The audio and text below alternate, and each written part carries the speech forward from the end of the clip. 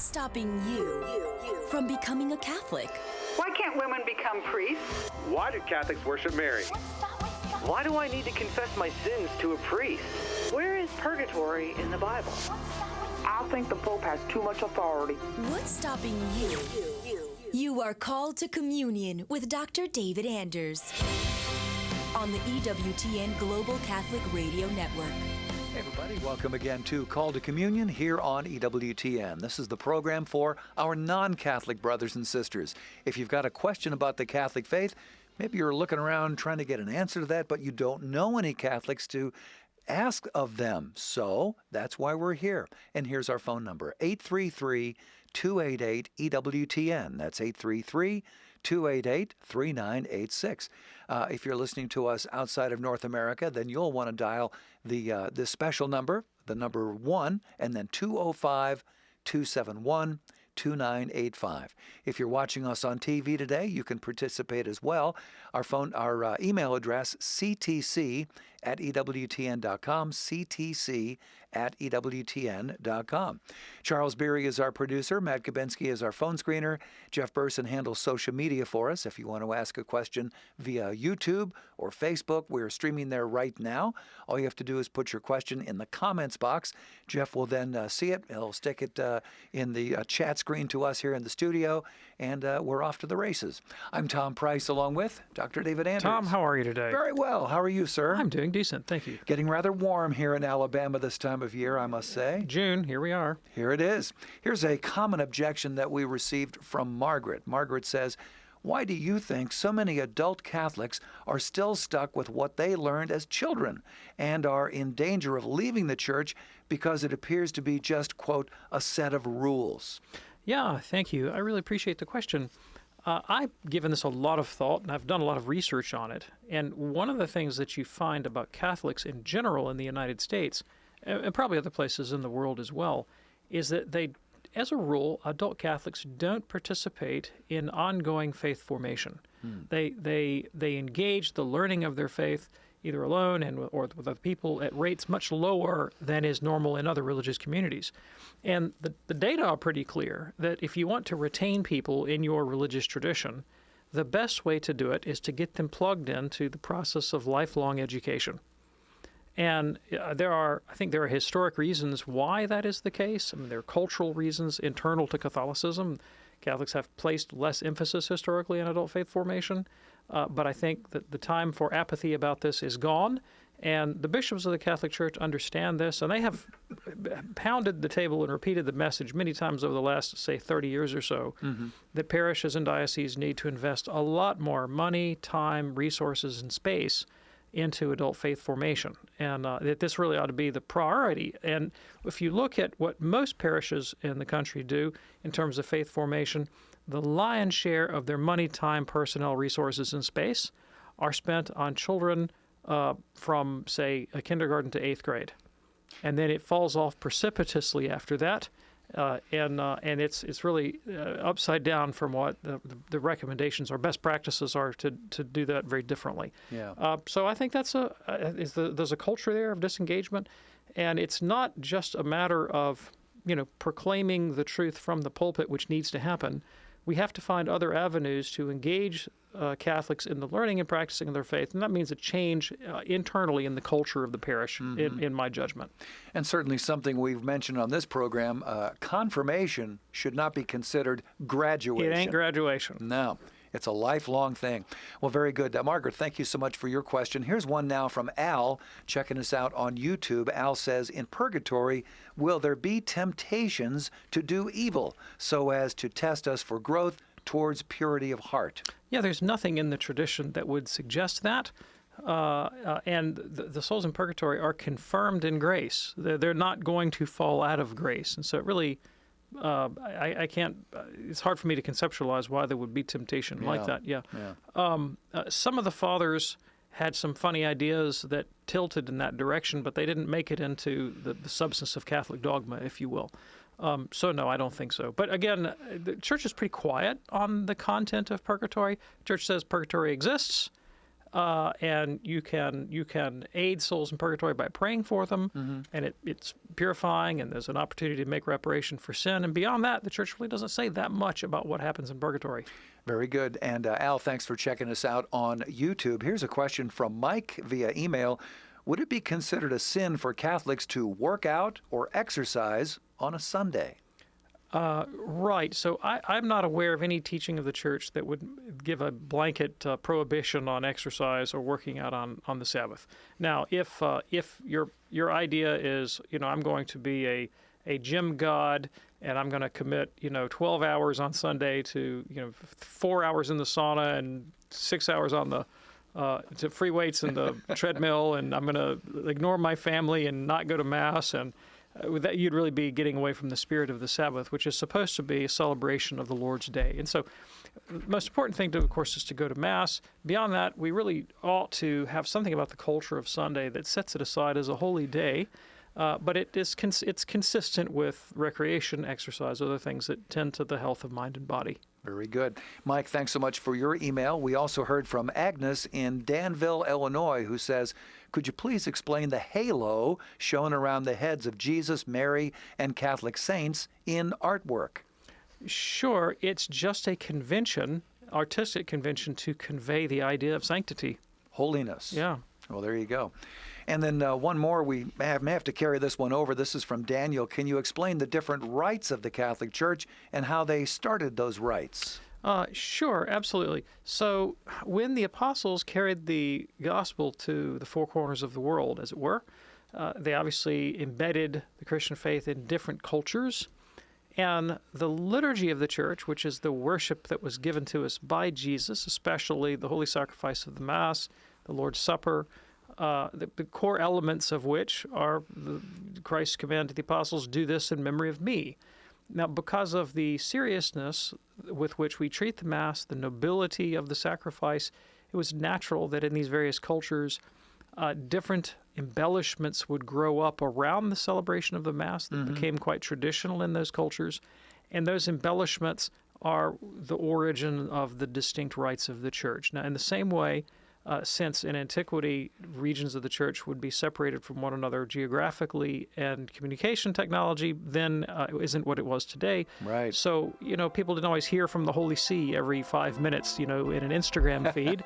And so legal traditions also grew up in different areas, different canons that local bishops would put into force. And so that's really the origin of the idea of different rites in the Church. Daniel, thanks for checking us out on YouTube. In a moment, we'll go to Andrew in Murfreesboro, Tennessee. Mike in Detroit, we've got a line open for you at 833-288-EWTN for Call to Communion.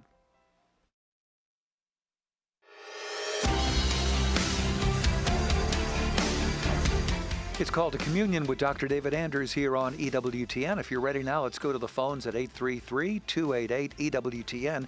We begin with Andrew, a first-time caller from Murfreesboro, Tennessee, listening on our longtime partner there, St. Rose Radio. Hey, Andrew, what's on your mind today, sir? Hey, I'm doing well, but I had a question that I was going to ask you. Okay. Right. So, so obviously the radio program is basically, what's stopping me from becoming Catholic. Mm-hmm. So I had this on my mind. So it's obviously not like you can just be Lutheran one day and the next day you can just throw everything out and then be officially confirmed into the Catholic Church. It's almost like there's a big waiting period there. So I feel like that is definitely a reason why most people would probably not want to become Catholic. It may be, I guess, it's not exactly like Catholic missionary efforts are poor, because there's the Jesuits and stuff. They've been doing great work, but it's like if you want to become Catholic, chances are you've got to wait at least a year. So I just wanted to hear your words on that. Yeah, thank you. I really appreciate the question. So a period of testing and study before profession of faith has been a practice of Christianity for 2,000 years. And you will find back in antiquity, the first catechetical documents that were published anticipate this kind of formation. And the institution of sponsors and godparents flows out of a time when you had to vouch for somebody that they could in fact take on the obligations of Christian life. And the Eucharist was not understood as something that was available to everybody, but to only those that were willing to commit themselves to this form of life, which requires sometimes serious abnegation, giving up things that you ought not to do and that may be deeply habitual or culturally familiar to you. So that there's some warrant for that, and it's a very ancient practice. I'm sure you're correct. I'm sure you're correct that the length of RCIA has been a burden and an impediment to some. I think the right frame of reference here is many times people will change between Protestant denominations. They'll, visit a Presbyterian church one day, a Baptist church another day. They might go to a Methodist church for a year and then switch over and try a Lutheran, because that kind of switching is undergirded by an ideology or a theology that I will call denominationalism. Now, denominationalism is a recent invention in the history of Christianity, recent basically to about the 18th century. Prior to that, Protestants, Catholics, Orthodox, didn't matter who you were. All Christians had the idea that the church was a singular body, a singular institution founded by Christ that people had a moral duty to affiliate with, and to be outside of that singular body was to be in a state of schism, to be in separation from the church that Christ founded. Now, they differed from one another on the criteria that they used to establish that church. So Catholics, of course, put a heavy weight on the papacy and the episcopacy and apostolic succession. Protestants, in turn, would put a heavy weight on their own idiosyncratic interpretation of the Bible.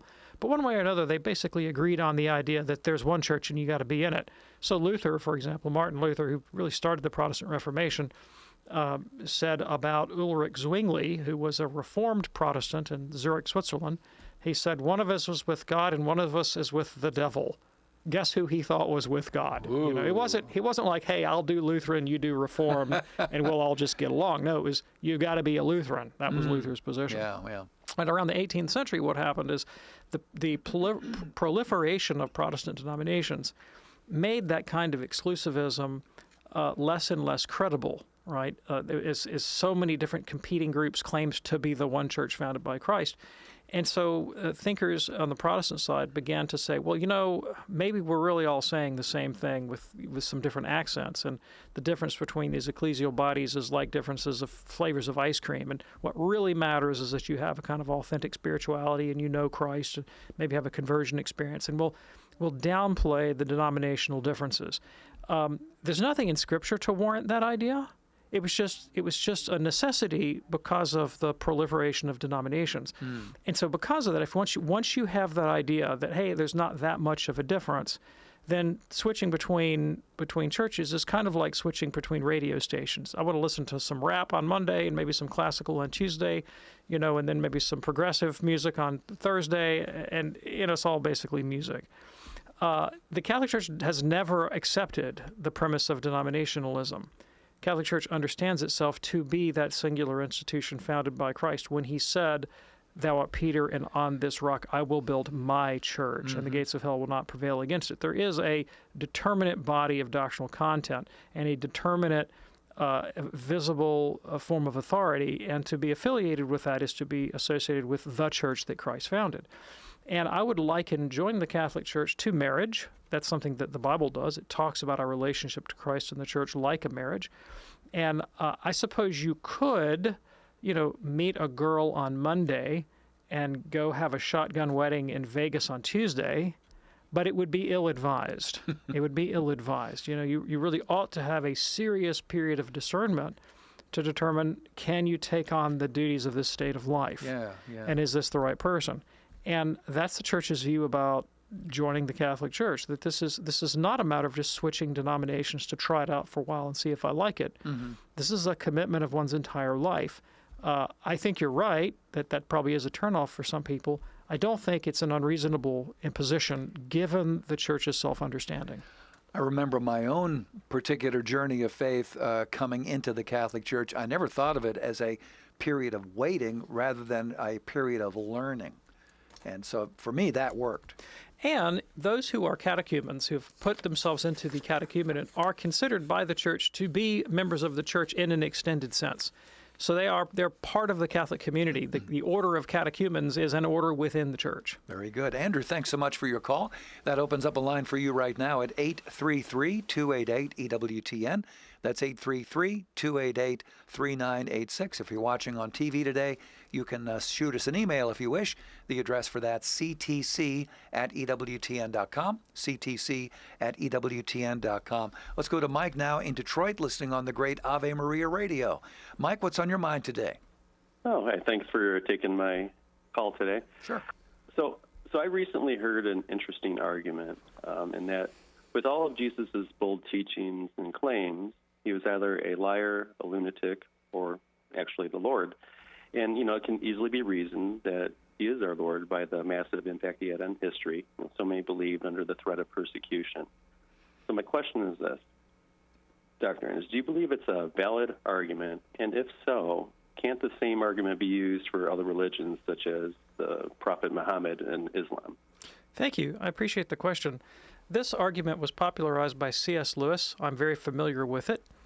Now, I will say at the outset, I am a huge fan of C.S. Lewis. Yes, I absolutely love C.S. Lewis. He had a tremendous impact on my life. But this is one of the places where I think Lewis was wrong. I don't agree with everything he said. Okay. And I've never found this to be a compelling argument, and I have never offered it in apologetics on this show or in any other context, because it just seems to me that it's a false trichotomy. There are other ways you could construe the person of Jesus that would not necessitate faith. Most higher critical scholars, for example, would simply deny that Jesus said many of the things that he is reported to have said. And the sort of the common secular historical critical view on Christ is that he was a Galilean peasant who was looking for the coming kingdom of God, and he, said various things, but not the kind of claims that the gospel writers would eventually, as it were, put in his mouth. And so they wouldn't find those arguments compelling. And because I recognize that that's an intellectual hypothesis that one can entertain, I'm not saying I affirm that view. I'm just saying you could, without contradiction, entertain that view, and it wouldn't necessitate the conclusion that Jesus was either liar, lunatic, or Lord. So I don't think it's a compelling argument at all. Now, I'm not going to name any specific religious tradition, but there are some other major contenders out there where I think the conclusion lunatic is warranted, right? So Jesus was not a lunatic, No. but there are some founders of religions that were either lunatics or megalomaniacal tyrants and other things of that sort, where I think the moral judgment that they were in error and self-serving and self-aggrandizing is probably warranted. And thank you for not naming names. I'm not naming names. Appreciate that, Mike. Thank you so much for your call. It is Called to Communion here on EWTN. Our phone number, 833-288-EWTN.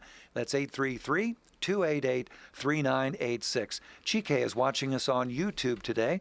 Chike says, what is the Catholic position on centering prayer? Also, what is your personal opinion on centering prayer? Yeah, thanks so much. So the origins of the centering prayer movement come from the late 60s, a monastery in Massachusetts. Father Thomas Keating was running into a lot of young people who were running around in Massachusetts looking for meditation centers, and some of them would just happen upon his monastery, and they had been exposed to Theravada Buddhism and to various forms of Eastern meditation. And Keating wanted to offer them a Christianized alternative, so he had an evangelistic motive. Mm-hmm. But if you read the description of centering prayer that is often ascribed to Keating, to my way of looking at it, what he has done is taken basic elements of transcendental meditation and Theravada mindfulness meditation and attached Christian names to them. So I think it as an innovation. I don't think it is reflective of the 2,000-year tradition of Christian contemplative prayer. That's often the tout. The claim that its proponents make is that this is just an updated version of classical Catholic spiritual theology.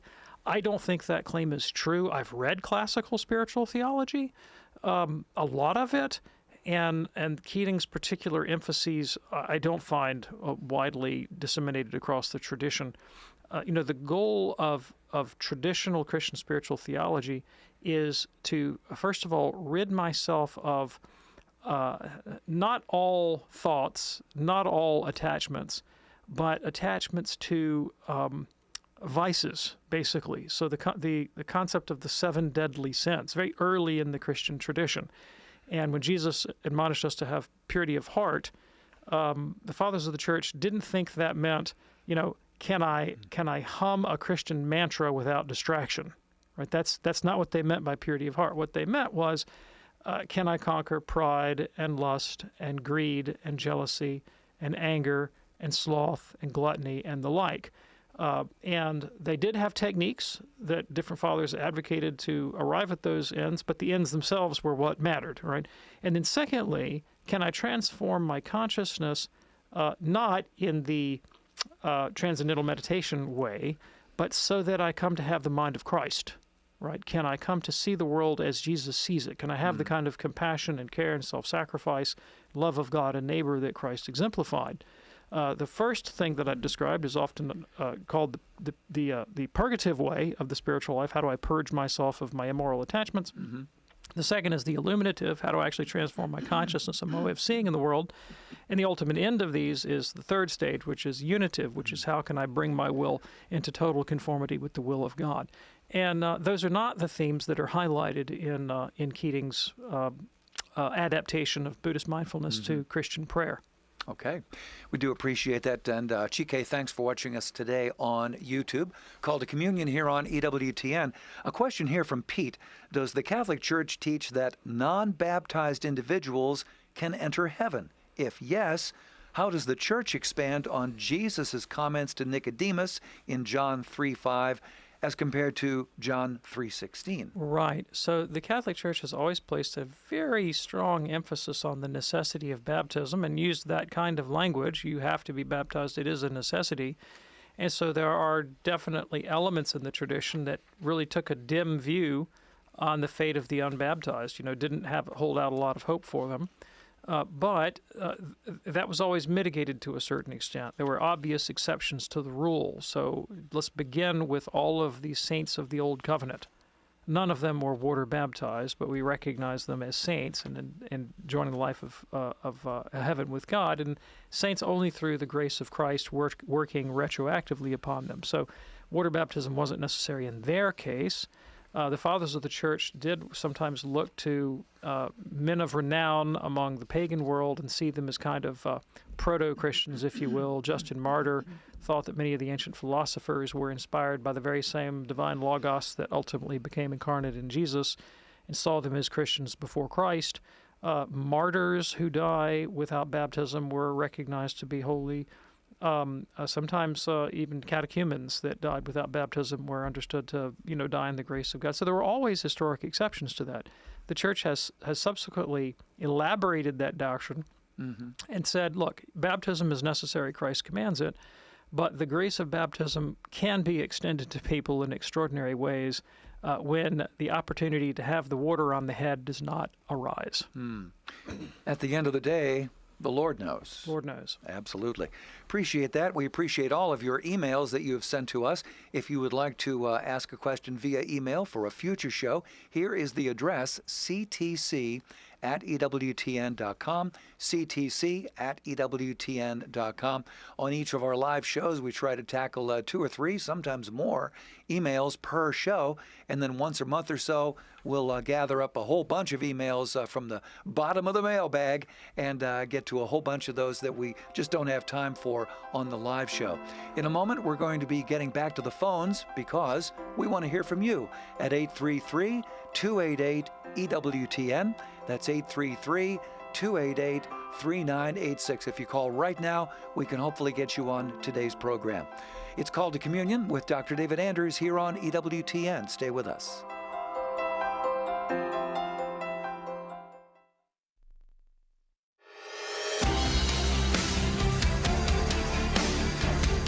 So what's stopping you from becoming a Catholic? Let's talk about that here on EWTN's Call to Communion with Dr. David Anders. A couple of lines open for you right now at 833-288-EWTN. That's 833-288-3986. Congratulations going out to another member of the EWTN radio family, St. Peter the Apostle Church in Joplin, Missouri, now celebrating their 8th year with EWTN. Congratulations to Father Brian Strauss and everybody there at KFSS in Joplin, Missouri, from all of your friends here at EWTN Radio.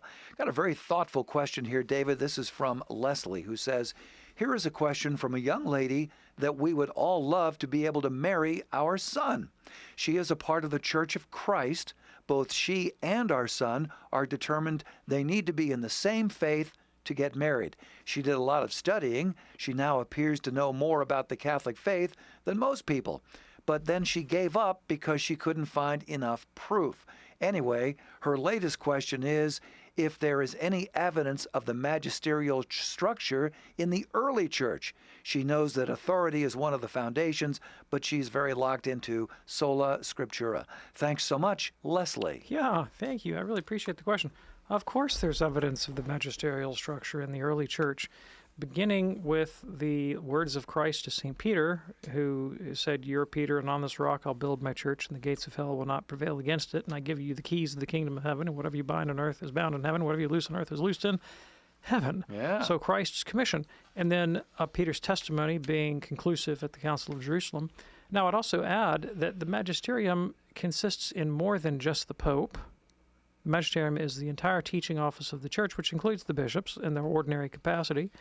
So all of the interventions that St. Paul made in the various churches that he pastored, giving authoritative commands and teaching, is an example of magisterial authority.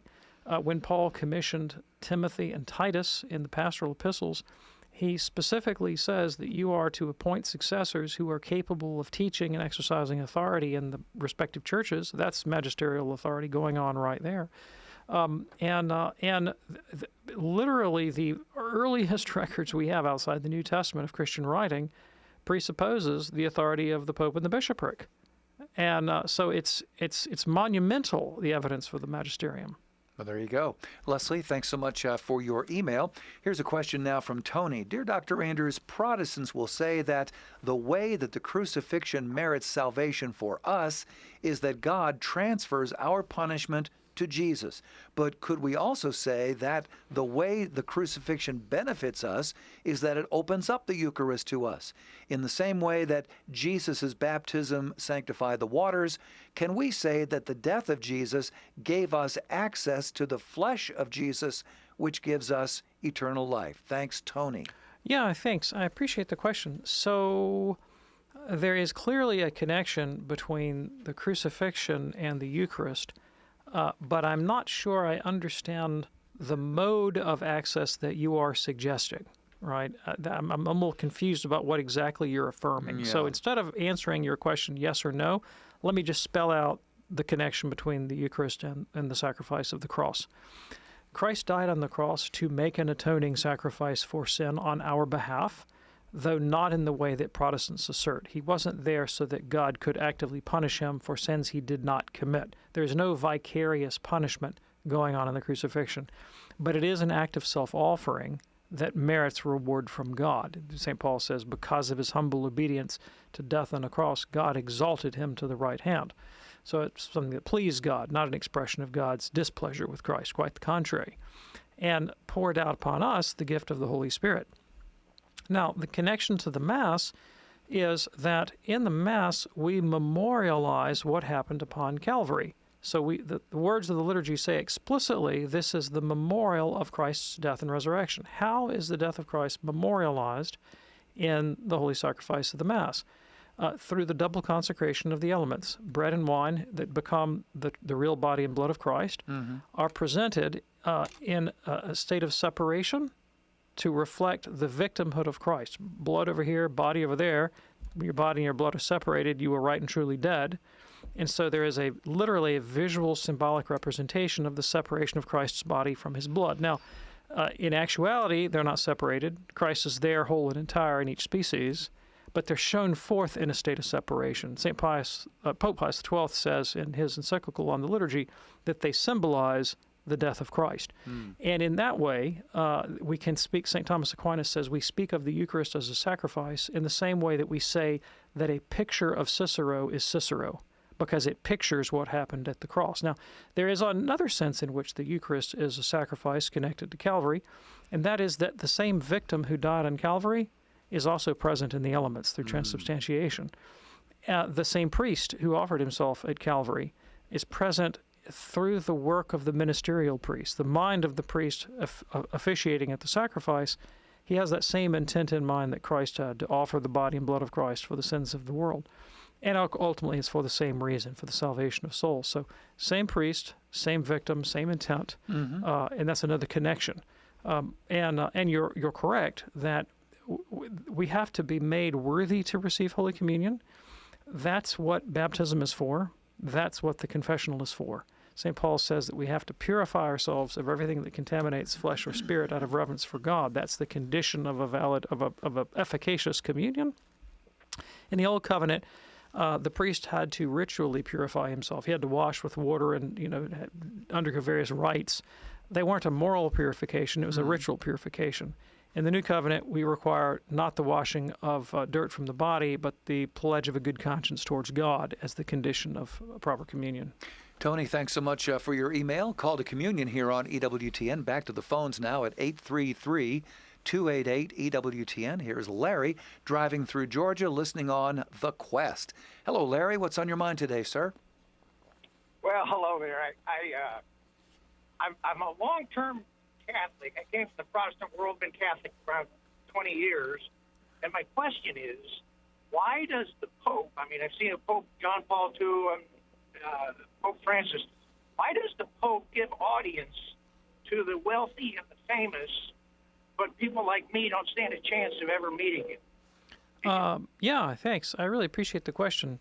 So I would say at the outset that the Pope and many popes, not just Pope Francis, they do grant audiences to the poor and to the marginalized, but they can't possibly grant audiences to every poor, marginalized person on the planet, because there are literally billions of people and only one pope in one lifetime. But it would be completely false to suggest that the Pope never grants an audience to the poor and the marginalized. He does quite frequently.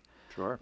But as to why the Pope grants audience also to the rich and the powerful, remember that the Pope is the head of the Catholic Church, but he's also a civil ruler over his own independent nation state, and he tries to handle both of those job descriptions, if you will, by maximizing his positive impact on world history and on contemporary events. So, the Pope is not more valuable as a human person. Like, his value as a human being is the same as a baby in a crib. But he's a lot more important, to the affairs of the world than the baby in the crib. And he has a moral duty to try to bring the wisdom of the Catholic tradition and his moral influence to bear on things like war and genocide and massive social dislocation and other forms of injustice that your typical marginalized person doesn't have that kind of power and impact. And so he's going to have to set aside time to speak to people who he can influence in this way. St. Paul did the same thing. He spoke before kings and emperors. That's why he appealed to Caesar. But he also ministered to the poor. Tough job. It's got to be a very tough job. It's a very tough job. No matter who the Pope is. Larry, thanks so much for your call. T is watching us today on YouTube. T says, what is the Catholic Church's position on applying honor thy parents to abusive or absent parents? Yes. So to honor someone and to love someone requires that you desire their genuine integral good. And it is not good for an abusive person to abuse. And so it would be wrong to want your abusive parent to continue to exercise their abuse, and you would not want to facilitate that, right? You don't want to materially cooperate in their abuse by standing there and letting them abuse you, right? You do not have to walk in and take abuse.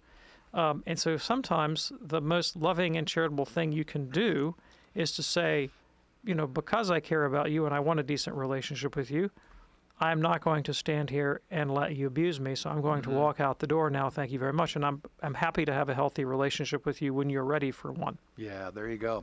And T, thanks for watching us on YouTube. If Larry, driving through Georgia, is still listening, our producer Charles got a little PS information for us, and that is that Pope Francis gave an audience to the poor and refugees in Hungary when he was visiting there in April. Right.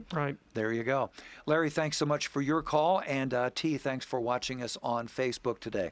Call to Communion here on EWTN. Let me tell you about something wonderful now available from EWTN's religious catalog. It is a small olive wood comfort cross with the cloth touched to Jesus' tomb. It's made of olive wood from Bethlehem. This cross has smooth edges, rounded corners, making it easy to hold in times of illness or trial. In the center of this is a small bronze-finished case that contains a piece of cloth that was actually touched to the tomb of Jesus at the Holy Sepulchre in Jerusalem. The cross itself measures about 3.5 inches high. It'll fit very nicely in the palm of your hand. It's available right now at EWTNRC.com. Buy Catholic, shop Catholic. EWTNRC.com. Let's go to Rose now. Rose is 12 years old, listening to us on Sacred Heart Radio in Ohio. Hello, Rose. What's on your mind today? So I was wondering, how do we know that God is the real God, and why do we follow him? Like, how do we know that he exists, and how do we know that he's the true, real God? Yeah, this is an absolutely wonderful question. And I'm gonna give you two answers because you've really asked two different questions. The first question is, how do we know that there is a God? And the second question is, how do we know that the God that Catholics worship is the same God as the real one? Okay? Mm-hmm. Now, when we're talking about, is there a God at all, not Catholic or Protestant or Buddhist or Hindu or Islamic, but just any God, is there a God? Let's get clear on what we mean. All right? The ancient Greeks, the ancient Romans, they believed in gods, but their gods were like people. They were like superheroes from the Marvel comics. They were just really strong people that could throw lightning bolts and stuff like that. That's not what we're talking about. When Catholics use the word God, they're talking about what is the origin of the universe? What is the explanation that there is something rather than nothing? Everything that we experience in our life has a cause. If I go out into the woods and I see a basketball lying in the woods, I don't think, oh, this basketball must have been here from all eternity. I think someone must have put it there, right? If I look at a tree in the woods, I don't think, well, this tree must have been there from all eternity. I realize, it had to come from a seed, which had to come from another tree, which came from another tree. And there isn't an infinite supply of trees going back into the infinite past. Even the laws of chemistry or physics or biology, the sciences can tell us how things happened, but they don't tell us why they're there, why there is any kind of law of physics at all. The idea of explanation is I have to arrive at something that is the thing that explains everything else. And that's what we mean by the word God. God is where the buck stops in explanation. So it's the thing that explains everything else. And nothing else in reality looks that way. My coffee cup doesn't explain the existence of the universe. My cat doesn't explain the existence of the universe. The ultimate principle, the first principle, is what explains the origin and the nature of the universe. Now, if you're paying attention, you should realize, well, that doesn't tell me very much about God. It just says that there's something really powerful and eternal that exists that explains everything else. But I don't really know, is it a person? Does he have a mind? Does he have a heart? Does he care? I don't know, just based on the argument that I gave. That's how I know that there's a something that we call God, but don't really know what his personality is like, if you will. And so the second part of the question, how do we know that the Catholic God is the same thing as that first cause? Mm-hmm. And that we know because he revealed himself in history, first in the people of Israel, but especially in the person of Jesus Christ. So when Christians come to know Christ as a divine person, they know about his resurrection from the dead. They've seen the evidence of that. They've looked at the evidence of Christ in people's lives, transforming them supernaturally. And Christ claims his identity with that God who is the cause and origin of all things. Then we go, oh, okay, all right, I see. First of all, I know there's a God. Now I can see how Jesus is associated with that God, who is that God. And that's why I worship him as the God who made the world. Okay. Hey, Rose, we hope that's helpful for you. Thanks for calling, and keep listening to that great Sacred Heart Radio there in Ohio. That is a great radio station. Call to Communion here on EWTN. Interesting question now from Anthony David. Anthony David says, on a previous show, you described how, quote, the awesome holiness of God would be painful for the soul who is not adapted to it. Is this why purgatory is necessary, so that those who live a life of virtue and die in a state of grace but are not yet perfected have a chance to have those stains of sin burned off? Yes, exactly. So when I have said in the past on this show that confronting the awesome holiness of God without purity of heart and satisfaction would itself be painful to the soul, that particular teaching is my own personal theological opinion, right? Okay. And I ground it in the writings of some saints, but the church doesn't teach that dogmatically. So I wouldn't want to assert that as the Catholic teaching. The reason I hold that, the reason I fall back on that, is I think that if that is the case, it does help to explain the logic, the necessity, and the content of purgatory. So I find it a compelling theory, and I see some scriptural warrant for it, in visions like Isaiah chapter 6, when Isaiah sees the Lord, and he's pretty undone by it. And in fact, just about every time in Scripture when people see God, their response is, oh, I'm toast. I'm dead now. And there was one occasion when an Old Testament figure encounters the angel of the Lord, who's God's holy representative, and the angel's first word is, "Don't worry, I'm not going to kill you." So I think it makes sense of the biblical data, and I do think it would help understanding of purgatory. But like I said, that's the way I construe it. That's my theological opinion. I don't insist that other people hold it also. Very good. And here's a question from J.O. Dear Dr. Anders, I'm interested in hearing your thoughts on mental illness and Catholicism. One of my children had a schizophrenic break after completing his university studies. He is a musician, very talented, but I believe his lifestyle during his high school and college years contributed to that break. He is taking his meds now, living at home, but his thinking is not rational. On first meeting him, you may not realize his disability. I suffer from a terminal bone marrow cancer, but the pain I experience with that pales in comparison in relation to the sorrow and pain that I have suffered dealing with his illness. Jesus cured the Gerasene demoniac and can heal my son. So far, after 25 plus years of prayer and caring for him, he seems no closer to rational thought. Are there resources I can find that would help me understand how the church views and helps those with mental illness? Yes, thank you so much. I'm so deeply sorry for your pain and struggle. I have some experience with psychosis and mental illness, and its interaction with religious life, and so I'm sympathetic to your struggle. Mental illness, like physical illness, is a burden.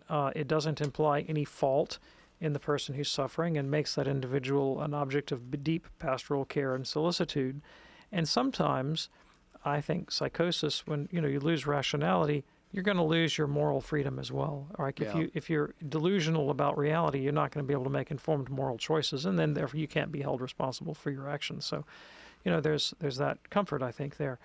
In terms of resources, there is a saint that you might be interested in, Saint Benoit Joseph Labre. Benedict Joseph Labre is the patron saint of the mentally ill. He himself was likely mentally ill, but he came to great holiness in spite of that. I'm sure there's a decent literature on this. I just don't know any books that I could recommend you. You might check with the Pop Checks or Dr. Ray or something. Yes. That's, mental illness is more their field than mine. Sure. Like I said, I'm sure there's a pastoral literature about this. I just can't recommend a particular book. J.O., thanks so much for your very thoughtful email, and please know that we're keeping you and your family in our prayers. Let's go now to Xiaomi in Pennsylvania, watching us on YouTube. Xiaomi, what's on your mind today? Hello, Dr. Anders and Tom.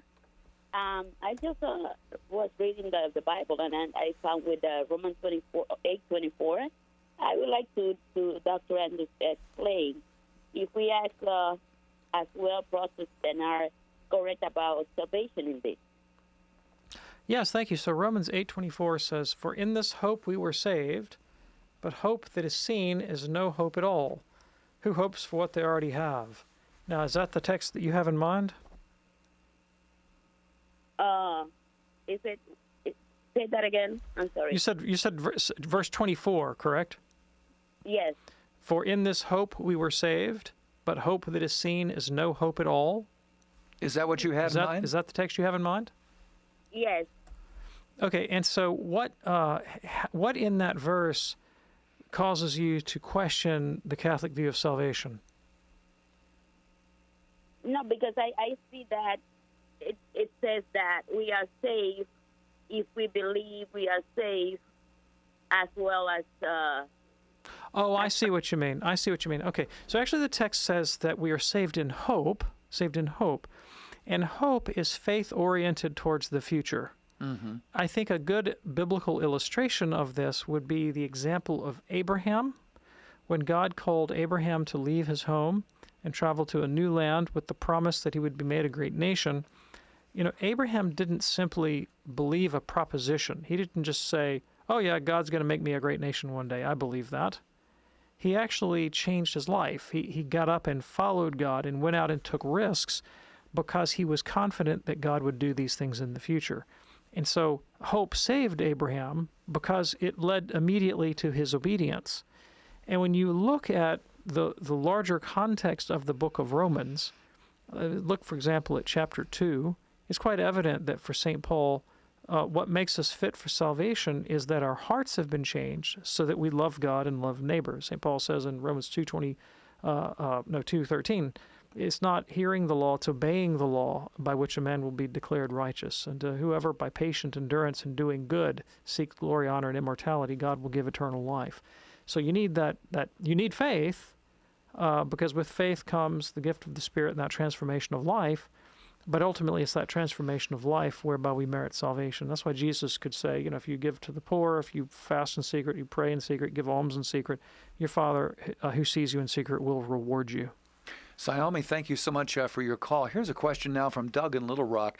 You recently recommended the book The Experience of God by David Bentley Hart to a caller. I decided to order that book, and in doing so, I noticed he had translated the New Testament and states that he took meticulous care to attempt to translate it from the original languages without regard to later writers or commentators. For example, his translation of the Lord's Prayer says, "Give us our bread today in a quantity sufficient for the whole of the day. Grant us relief from our debts to the very degree that we grant relief to those who are indebted to us. And do not bring us to court for trial, but rather rescue us from the wicked man." My questions are, number one, have you read this New Testament translation? And number two, can you comment on it? Yes, thank you. So David Bentley Hart is a peculiar individual. I think he's a brilliant man and a talented writer. I really like his book, The Experience of God. I think it's one of the best books on the doctrine of God that I've ever read. But you have to know something about Hart. Hart is a bit of an iconoclast when it comes to Catholic tradition. He himself is an Orthodox Christian, and he loves to take pot shots at the West and the Latin tradition. So that's the only one of his books I recommend, which is The Experience of God. But in other regards, he really likes to be a maverick and to take a dissenting position on a lot of issues. Well, particularly dissenting from the Latin tradition. And a lot of Orthodox, God love them, can be quite vociferous in their anti-Catholicism, and Hart definitely has that trend. And I think his look, he's not a New Testament scholar per se. He is far more competent in Greek than I am, and I'm not going to judge his translation on technical terms. But I think that he is pushing the language deliberately to try to make it seem innovative, right? I mean, that doesn't make it inaccurate. It just means that, I mean, he's self-consciously trying to veer away from any kind of traditional formulation of the language because he wants to draw a distinction between what he's done and what previous translators have done. I must say, I've never seen the Lord's Prayer tackled in that particular way. Sure. That was quite unique. All right, very good. And thank you so much for your email. Wow, fast-moving show here. We tackled a bunch of emails, phone calls, questions via YouTube, Facebook. Try to do it all on Call to Communion. Dr. David Anders, thank you, sir. On EWTN Radio, we do this Monday through Friday at 2 p.m. Eastern with an encore at 11 p.m. Eastern. Check out the podcast anytime you wish by going to EWTNradio.net, EWTNradio.net. On behalf of our fantastic team here, I'm Tom Price along with Dr. David Anders. Thanks for joining us. See you next time here on EWTN's Call to Communion. God bless.